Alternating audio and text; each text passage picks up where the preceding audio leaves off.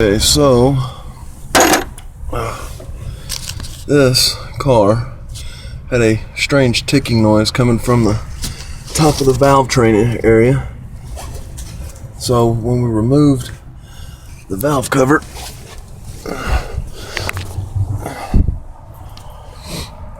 we had found that the timing chain, there was actually an exhaust sprocket here, that the chain during certain portions of the engine cycle would bounce, and it was hitting our upper valve or upper chain guide, and that was creating our knocking noise, our ticking noise. Now this is caused because of lack of oil changes, and when we crack open the valve cover, I don't know if you can see this too well, but it's completely gunked up.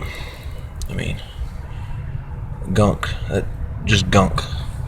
So what happened was somebody changed the oil in this thing and then started noticing the problems, and this is why. So when we start looking at a possible timing chain tensioner, we find, and if you take a look, this tensioner right down here, you might not be able to see it. It goes in and out. Yeah, you can't see it, but it goes in and out, and it's working perfectly. A little on the stuck side, so we're going to remove it. We're going to clean it, but it's not physically damaged or nothing like that.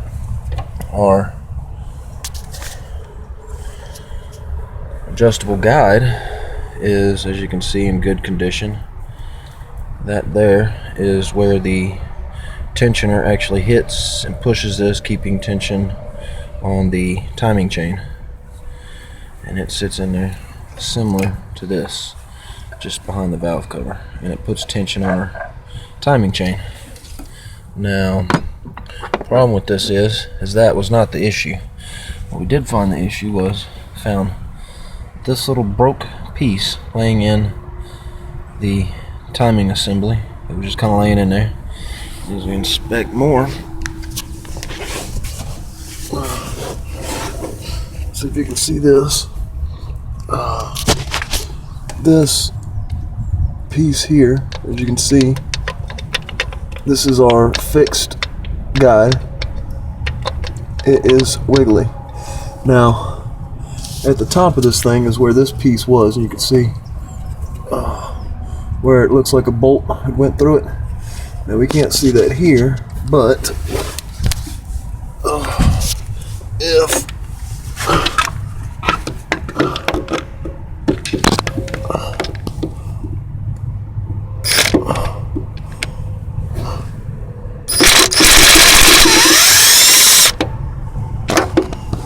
pull this, I can actually show you where that's going to be coming from.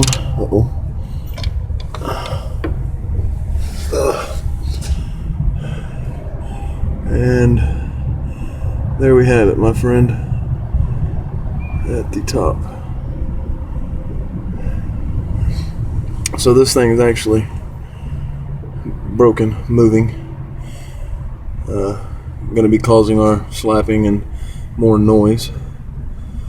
So this is a 2.2 liter ecotech engine on a Chevy Cobalt. They're not fun little projects because of the front wheel drive and the location. Now, for anybody else that wants to know the timing issues with the timing marks, your timing marks on this in particular engine are right there. Now this one is supposed to be at the 5 o'clock position, I believe, which it is. And then this timing mark here, right where this diamond cut is, needs to be at the 2 o'clock position. And there was one here with the same timing mark as here, but it should be at the 10 o'clock position. And with cylinders 1 at TDC. If you have 10 and 2 and 5 and the piston's all the way up, you are at top dead center compression on cylinder 1.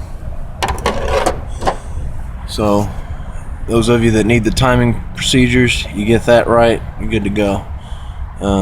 Get those positions going, get the chain back on there with good tension in the right parts.